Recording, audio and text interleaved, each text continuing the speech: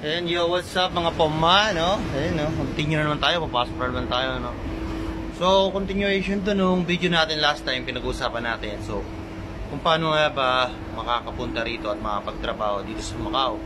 So, ngayon pag-usapan naman natin kung magkano ang mga placement fees or meron nga bang nakakapunta rito ng walang placement fee na binabayaran. Meron. So, ang pag-usapan muna natin ay yung magkano nga ba ang placement fee dito sa Macau.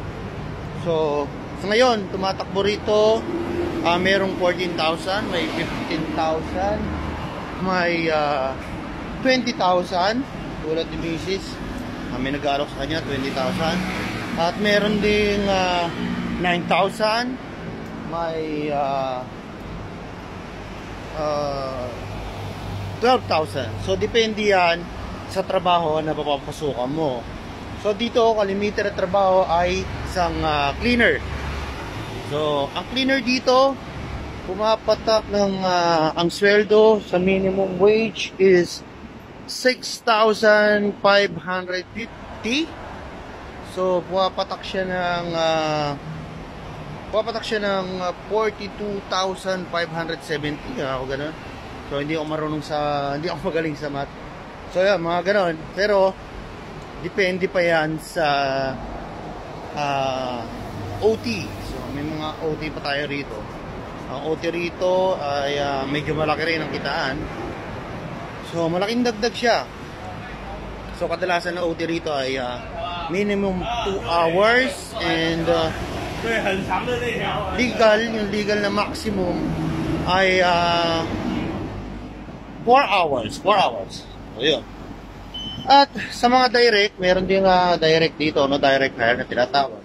Ang direct hire naman ay sumusweldo ng nasa 11,500, 12,000 to 12,500. Depende rin sa trabaho.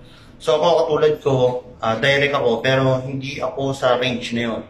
Kasi yung napasukan kong hotel ay medyo mababa ang bigay, pero okay lang kasi direct naman. So sumasahod ako ng 8,100. So 8,100 MOP ang sahod ko. At syempre wala pa dun yung OT. Pero sa ngayon, bago pa lang ako, hindi pa ako makapag-OT. So siguro next month makakapag-OT na tayo. Pero dito sumasahod yung mga kasamahan ko ng for 8 hours lang yun. 8 hours nasa 12,500. So depende nga yan. Pero sa 8 hours lang yun na trabaho. Hindi na tayo mag-extend pa ng oras. Kasi dito bilang room attendant is depende sa room na malilinisan mo. So yun ang range ng placement fee at sahod dito sa Macau. Depende yan sa trabaho. So maraming trabaho rito. Sa ngayon, yun lang muna dahil malapit na ako sa gate.